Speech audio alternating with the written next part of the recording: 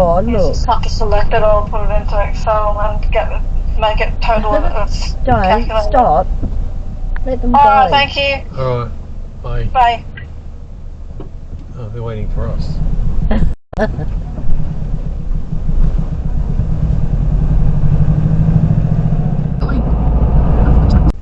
try and sneak an axle off for you just here somewhere, I reckon.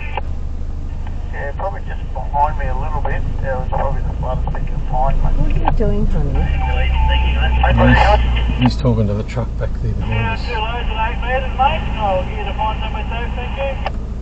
Yeah, the car is in front of you. Shit. How wide We're about 5k out, mate. Oh, a bit of struggle here. We can't go too far off. Try and get up to that flat spot there, old mate. In the second top car. There's 2 of them The road's coming. how wide? Yeah, not really much. They're rocking.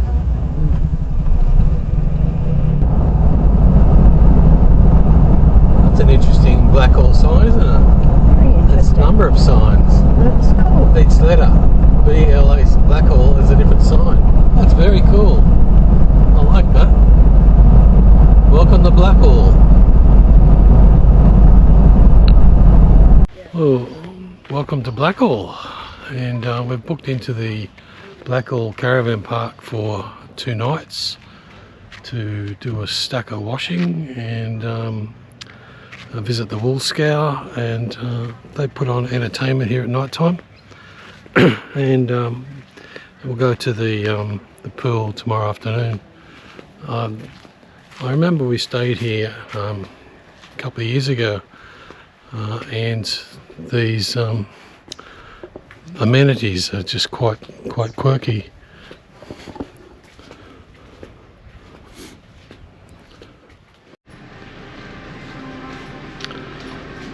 Well, when you need to buy some meds, you need to buy some meds. Is that right? When you need to buy something, what? You need to buy them. Well, that's true too. Yeah. So Tracy's got a bit of a cold, infection, whatever. I know. Trust me. Oh, a pinky promise. Oh, it's a nail. It's a nail. Nail salon. I wonder what that feels. So we're walking down the main street, or the main drag of Blackall, and again, it's a very neat little town, isn't it? Yeah, that's a very nice town. Yeah. Fair few shops, and it's 2 supermarkets, a hardware store. Yeah, hardware store. I think there was another hardware store too. Better. There's a better electrical. Yeah. So a wee bit. It's a department store. A wee bit bigger than Tambo. Yeah, just a wee bit. Okay. We got a nice, I would call a nice cold breeze. Looks like it's blowing from the northeast. Anyway, around Blackall, there's sculptures and artwork and attractions to have a look at. So we're at J on the map. This is called the Roly Poly. And there it be, like a ball of wire to signify one of those tumbleweeds that blow across the road every now and then. Alright, we'll just go on to the next one now, which is I think a kangaroo and then a sheep. And next we have Big Red. Unfortunately the Big Red shop is now closed. And next we have Ram Park, which has a big ram out the front. Nice park, and it has a number of old buildings and things, and they do tours through the buildings and explain, like the old wagon where they used to transport the bales of wool, and a bullock team, and some old railway. Wow, this is quite interesting. Railway station, nice. Ram tours. Now we are at Banks Park. It's quite a large park, picnic area for kids to play. No dogs allowed in here. And then we come across this elephant. Now what the heck is an elephant doing in Blackall? Well, apparently the Perry Brothers circus started between Tambo and Blackall. Perry Brothers, travelling by wagon where others feared to tread. Wow, they were brave. The Atkins family circus begins on the Barcoo. Life-size elephant display was donated by Blackall and Tambo community by Robert and Bernice Perry to honour the memory of Robert's ancestors who began the original Perry Brothers Circus in the area in 1889. Wow, that is amazing. And the Perry Brothers Circus is coming back. Join the journey, 22 to 30th of August 2026. Fire breathers, jugglers, aerial artists, yeah, to celebrate the history of the Perry Brothers Circus. Well, that well is located on the grounds of the Churches of Christ multi-purpose service, living, Barco living. It has a metal edge put around it because it's actually a surface level well, which was their first water supply. We're seeing a few of these bottle trees now around this area. That's an interesting shaped bottle, this one.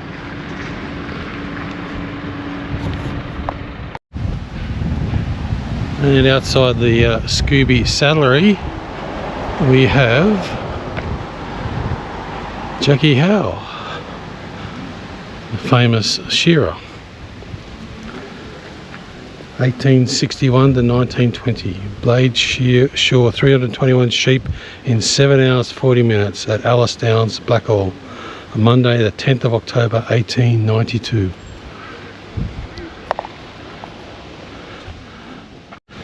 Well, this is an interesting piece of history. This is the Blackall bore number 1, Dixon's. Date commenced December 85, date completed April 88.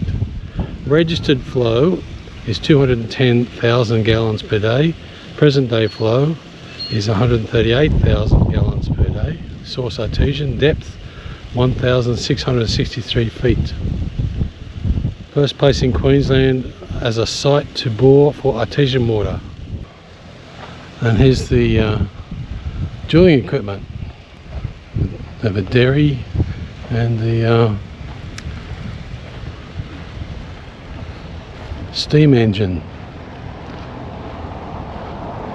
boiler, produced circular motion. So in the grounds of the Cultural Centre and War Memorial, we have a statue of Lieutenant Towner, who was awarded the VC. They have a story of his valour, but I can't read it because it's a bit speckly for me. But yeah, it's not a bad ground.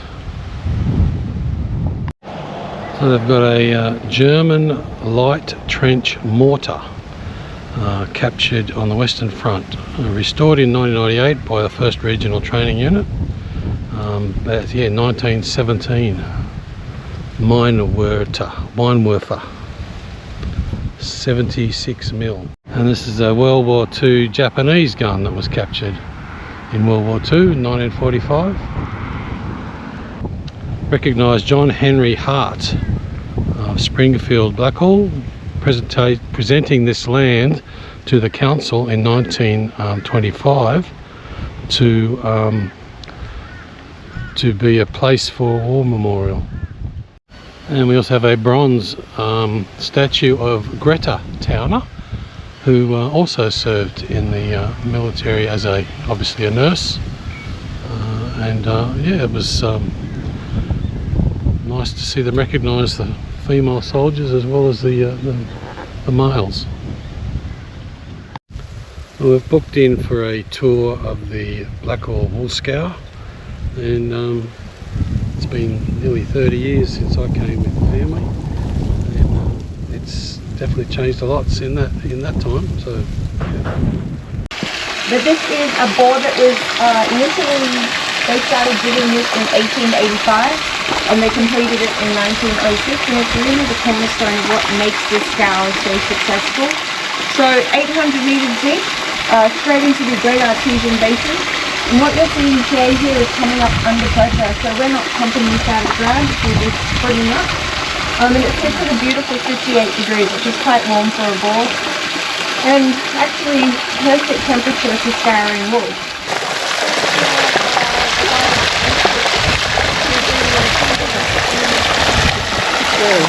Really hot. So this is some of that gidgee wood that I was referring to in that ash. So if you'd like to have a feel of this, it's extremely dense, heavy wood. Oh, it is. And what you're looking at here is a cord of wood, or also known as a ton.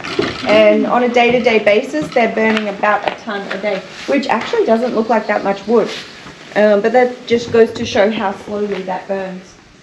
Cord stack. Now what we're looking at here is two very impressive steam boilers. So these were brought in from the UK around 1906 and installed in 1907. We've got the Babcock Wilcox and the Jackass boiler on my left. Now the way these work is you've got the furnaces going with that gidgee wood. These 54 valves here represent tubes that run the length of the boiler. And you're welcome to stick your head in the oven and have a look at it. It's actually interesting. So that's full of water from the boiler that's being heated into steam. Now initially that forms a wet steam, which you do not want to put through an engine. The last thing you want is water inside your engine. This is a big beautiful engine, also came out from the UK. In total this weighs 4.5 tons. And that flywheel alone is 2 tons. So single cast pieces, that big base and then the flywheel all cast in one go. And it's a double action piston engine, so you've got that steam coming through the pipes here, the taps to catch the condensation droplets, and then those pistons move that crankshaft which gets that flywheel going. Takes a bit to get it moving, but once it's up and running, that stores a lot of kinetic energy in it. And you'll see there's a pulley wheel behind that, which had belts wrapped around it that went through the window on the top left there and turned about 1 kilometre of belts inside the scour.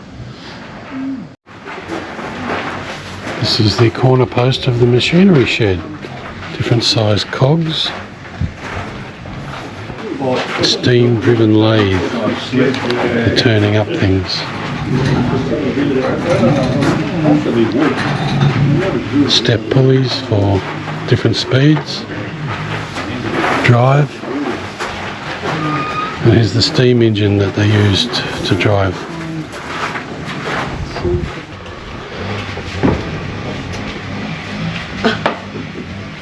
So we're standing inside. You see the big ship?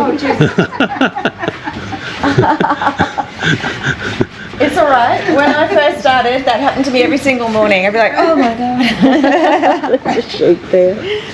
So this is a 20 stand shearing shed. Fairly large shed. You're looking at about 11 of them set up at the moment with that overhead mechanical gear. Now behind us we have the expert's room. So the only person allowed in that room was the expert, and his job was to 1, keep this mechanical overhead gear running, and 2, keep the blades sharp. So whenever the shearers went on break every 2 hours, they'd pop their combs in this little pigeonhole. If someone would like to lift up that trapdoor, you'll see some pigeonholes. That corresponds to each stand, and the men would leave their combs in there and come back to lovely sharp blades after their breaks. Now I'm actually going to hand over to Jim, because Jim is an old hand. Well, you got any shearers? Okay. No? It's interesting, the process of getting the wool off the sheep, or what it's done with a hand piece, was done with these years and years ago, obviously. The other interesting thing is when they take the wool off the sheep, the first thing that comes off is their belly wool. Then the procedure is to get the rest of the wool off so that it can be thrown on a skirting table like a blanket. It's not bits and pieces. And the outside of that is the outside of the fleece, the belly, what's in the neck. It just sort of opens up and it comes off, and that procedure of actually shearing. So keep it in that way, put on that table for the second cuts and maybe a few dags and things that you don't want in your good fleece to drop through that table. It's got slats on it like the second one there, and they just drop through on the floor. They become what we call locks. Probably the only improvements in about 150 years, two things that came from New Zealand. One, back support. They're a relatively recent addition. And the New Zealanders gave us the big comb. That was the normal comb that the training shearers used. And they came in with a 90 feet centimetre, that size. Obviously, a lot of controversy. Unions didn't like it. Local shearers here went on strike, wouldn't use it. Idiots. Because they suddenly realised there were people who were using it were shearing 20 head of sheep a day more. And so they cut themselves out of money. So just passed a couple of more. Less strokes.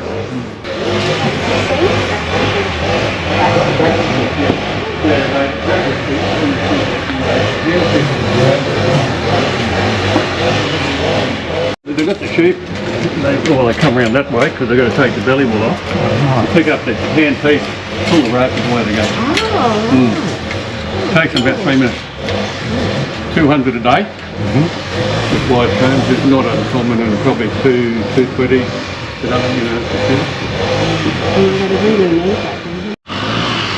And these are the sheep yards.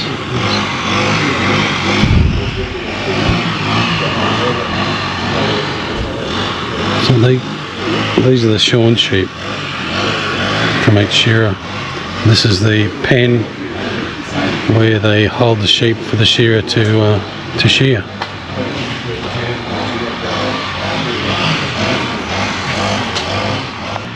So this is the only point in the process that our wool is graded, and we're really determining how much that wool is worth. I think at the height of the industry we had £1 for a pound, so £1 sterling for a pound of wool, which today roughly equates to about 120 Australian dollars for a pound of wool.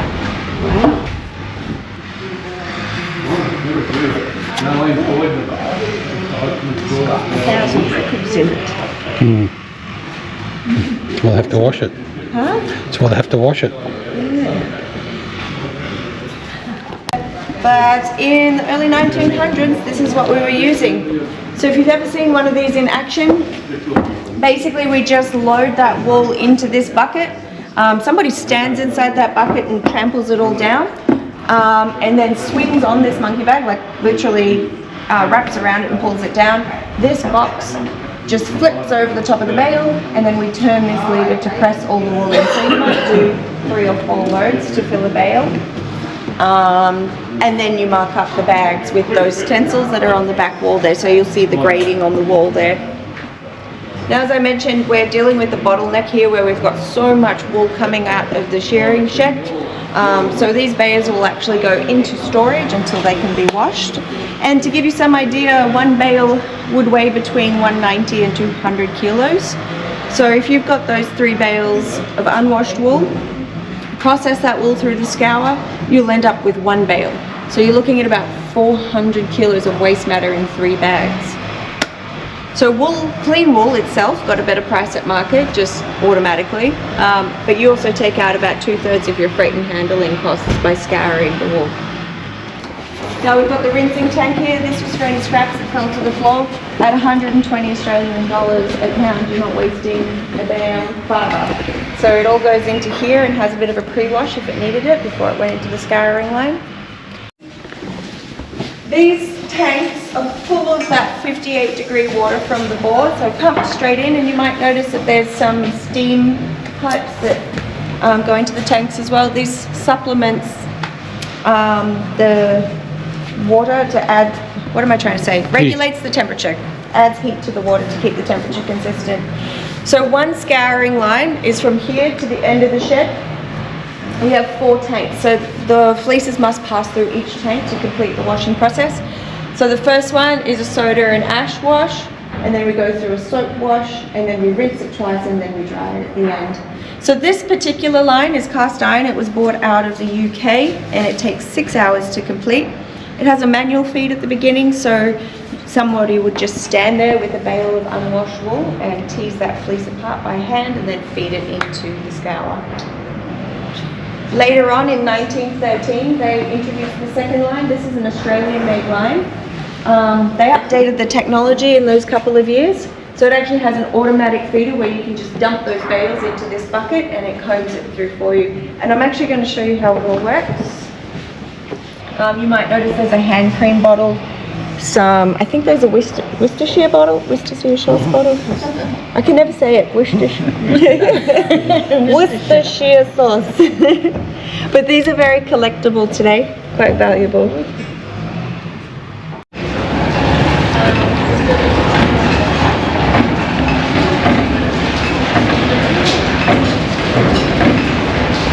It's all gone. Yeah, even the old one. Yeah.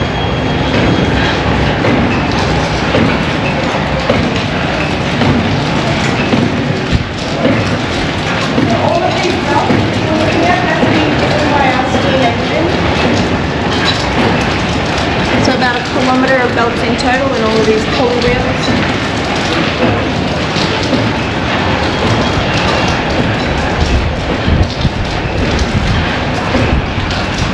You'll also see that the fleeces are able to self-transfer between the tanks. So they go across these conveyor belts and under these rollers, so that wrings out the wastewater, but it also crushes the vegetable matter that's in the wool. So you might have sticks, burrs, seeds, that all just gets turned to dust through those iron rollers.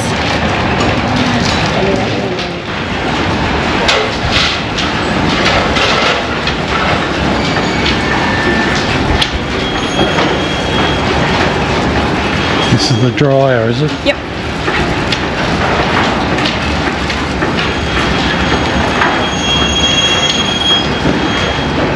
Into the guts of the dryers and what that walking floor looks like.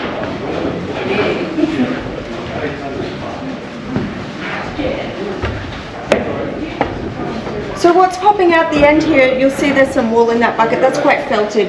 In actual fact, that would have been very loose fibres. So our wool's all lovely and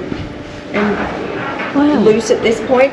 Then you've got the hot air from the steam boilers blowing through this ducting, and it's just sucking all of those fibres through and blowing it into our upper croft here. You'll also notice that there are beams that run along the length of the building. And basically what's happening is we've got two probably fairly young, fit boys that run back and forth along these beams. So if he's decided that he wants to put the wool in this bin, he'll close off the duct into all the other bins and open the shutter door here. So those shutter doors open and close, and then the wool literally just pours in here like snow. Now these rooms would have been canvas lined because, as we pointed out, the wool is all loose fibres at this point. You really don't want to lose anything out the cracks in the roof. So different to our Farrier press, which had a bucket that flipped upside down, this one is twice the height. So all that wool is dumped in here. Again, somebody actually stands in there and catches that wool and tramples it down until he can pretty much get out the top. Then this bucket moves along the rails that you see there, slides along those rails over the bale. A big belt wraps around this pulley wheel, and under this box is another pulley wheel below the floor, and presses this cap down into the bale. Spotted gum floor. Wood. So nice. Wow. So where we left our wool was at the bottom of this wool press. Once the bale's full, clipped up, or depending on the year, sewn up. Originally they used to sew these bags up. And then using these stencils that you look at on the back wall here, mark up the side of the bag. Then straight over to this hydraulic dump. So you would think that bag was pretty full, but they actually managed to compress it again. So in here straps running through these portions here, and then you compress the bag to about 2/3 or half its size. Strap it up, straight onto this conveyor belt where there's a carriage waiting at the side, and off to Rockhampton. From Rockhampton, it probably went off to the UK, Europe. Depending on the year, it might have been used in soldiers' uniforms or fashion houses.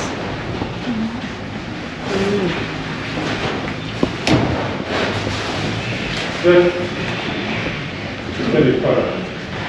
That's now wood.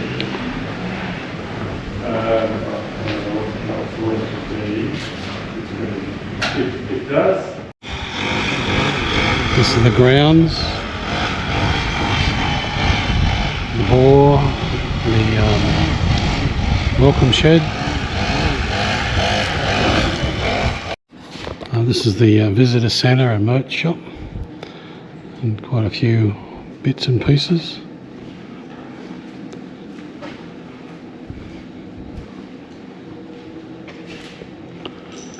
And it's got the stories about the golden age of wool.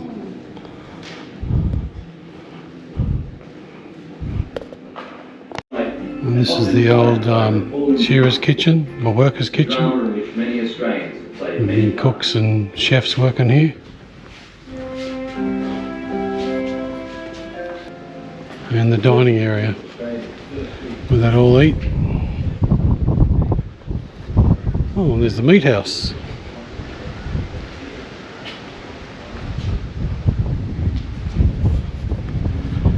And the champion shed. Fire pit. Here we have the shearers' quarters, which were just little rooms.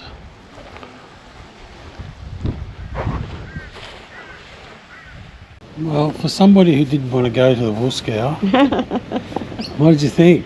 Oh, it was really, really good. It was just so informative, and yeah, it's just hard to believe what they actually had to go through. To wash the wool, to get it ready. To wash the wool, yeah. To reduce its weight and its volume by getting all the crap out of the wool. Yeah, it was just amazing. I wonder why they don't do that anymore.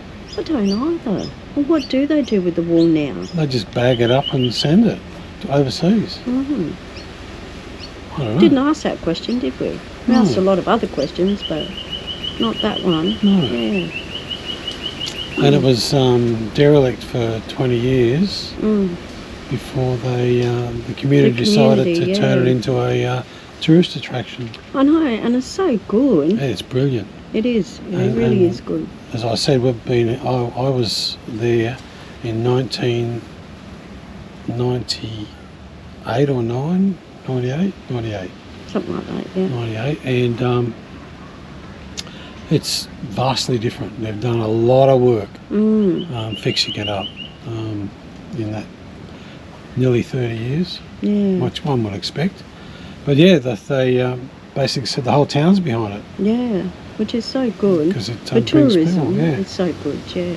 Yeah. But you go through the whole process of like shearing the sheep and like rounding up the sheep and shearing the sheep, and then washing it all and baling it all, and then after they do that, and then they take you into this room, and the floor is magnificent, isn't it? It's Polished timber. Polished timber. Oh, it was just beautiful, absolutely beautiful floor, really. Then you watch a video at the end of how they restored it, and So everything. It was worth it. It was a good it was a good hour, wasn't it? Yeah. Yeah, good hour. You book online, and there are 3 tours a day. Yeah. So it was really worth it. And like, we've been here before, but we've never actually looked around the town or anything like that. So it was really good to stop and actually have a look around, because there's lots to see here, There's isn't heaps there? here, Yeah. Very historic town. Very, very good. So what are we doing this Harvey? Shopping. Shopping. Yes, unfortunately we have to go shopping. So we're going to be off-grid probably about 5, maybe a week. Yep. Depends how long we stay at Lara Wetlands. Mm. Might stay there 3 or 4 days. Something like that, yep. So, and then we're going to go swimming tomorrow. Swimming tomorrow, probably in the morning and the afternoon. Yeah, it's quite warm actually Yeah. today, Yeah, 29. but it's windy. So Yeah, windy. the wind is cooling it off, which is good. Yeah. Very good. All right. Well, we're just heading over to the camp kitchen because they light a fire about 4 o'clock every afternoon, and about 5 o'clock there's some music. Sometimes it's live. So I think, oh, they've got speakers set up, so it looks like it's live tonight. The Vicinity Information Centre.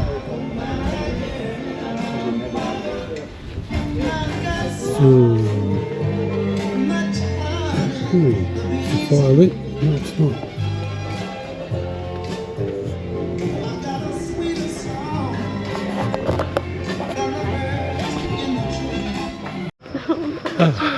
So the guy that had booked, the guy that had booked cancelled, and she's the owner, one of the owners. Yeah.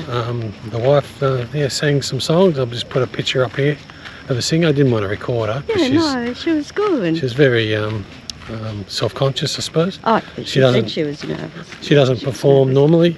Maybe if she did it more, she'd be a lot better. Yeah, Probably. Got to run into the bushes. we're going to go under the bushes. So that was good entertainment this afternoon. Yeah, no, it was This lovely. evening. It's time for a shower and Yeah, get to bed maybe. do some dishes. Well, we've come to the Blackall Olympic Centre, which also has a thermal pool. So let's see what she brings. There's Just to quite, start to continue our quite a few people here. aquatic pool Experience. hopping. Thermal pool hopping. Well, this complex is quite interesting. The Olympic pool is heated. So it's obviously spa water. Oh, it's pretty warm. And this little one here must be a bit hotter, is it?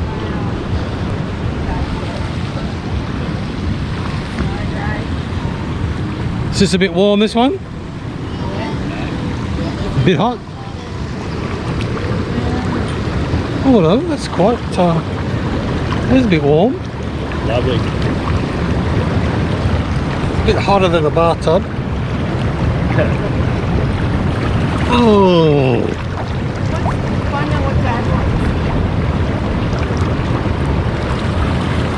This one's a bit warm.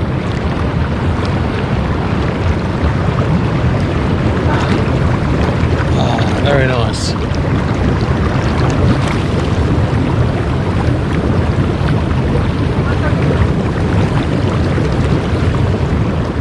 So this is like a kid's pool, isn't it? I don't know what it is, but it's not. Well, it's, No, I don't think it's a kids' pool. well, the kids. That's a little kid's pool over there. That's really shallow. It's like a beach. Yeah. But this sort of is on the edge of the Olympic pool, isn't it? So no, but the pool is warm. The pool, well, Yeah. for an Olympic pool, yeah. It's really warm. Oh, it feels cold compared to this. But that one over there, that's heaps warmer. Yeah, because this one, you can put your hands over holes and there's actually cold water coming in. Yeah, So it must be just it's cooled down a bit. it's lovely. You could actually go really swimming in the Olympic pool.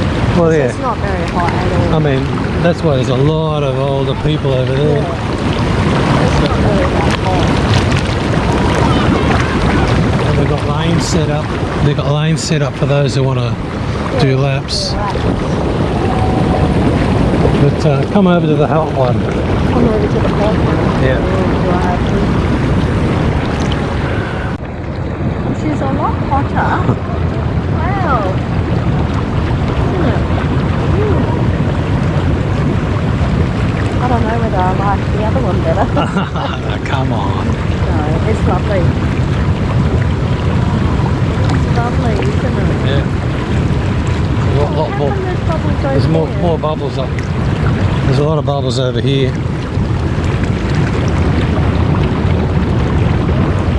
Oh, Oh. That's so lovely. Actually, it doesn't smell like other. Oh, because you can smell the chlorine. Yeah. I'm going to say I can smell the chlorine. Oh, this is so lovely.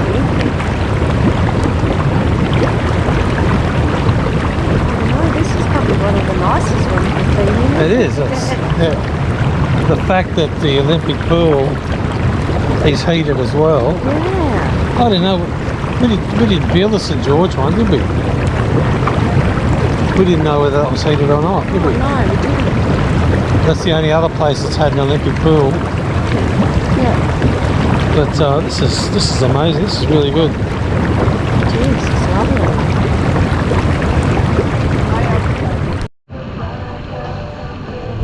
And it only cost $2.50 for seniors, $3 for adults. And I'll tell you what, Cunnamulla should take notice. Prices they charge are extortion for a product for a pool that was built by government grant. That's disgusting, the way the charges they put up. Whereas this, anybody can come. $2.50 for a senior pensioner. Amazing. Well, this brings us to the end of our stay in Blackall. We actually stayed an extra night because there's so much here to do. Yeah, there is. And that pool is just awesome, isn't it? It was so lovely today. If I'd have known it was as good as that, we'd be there every day. Yeah. But yeah, it was only open from 1 till 5 in the afternoon. Yeah, but it's open in the morning. Early morning, from what did it close at 8:30? 6 till 8:30 Something like that, yeah. in the morning. So that's. And then it's open again from 5. No. I'm right in the night time. Yeah. Yeah, there's a nighttime shift as well. Mm. So that must be for the keen swimmers, I think. Yeah. Early time is for the swimming club, I reckon. But yeah, that was There was great. lots of people there today. There was, yeah, a lot of people there. Lots of Yeah, people. we've got to stop here. If we go through Blackall again, we're stopping. Oh yeah, definitely. We're stopping for a day in Blackall. Yeah, it was so good. The pool was absolutely amazing. Yeah. Anyway, we're off tomorrow to Lara Wetlands, and we'll see where that brings. Yeah. But thanks for being with us. I'm sorry it's probably a little bit boring, all the video of the sights around town and the WoolScour. Oh, the WoolScour was amazing, wasn't it? Yeah. It was just amazing to see what they did back How they in the handled old it all. days, and and it was really lovely. Yeah, really lovely. All right, bye from us. Bye. Bye from Pinky. Yeah. Bye.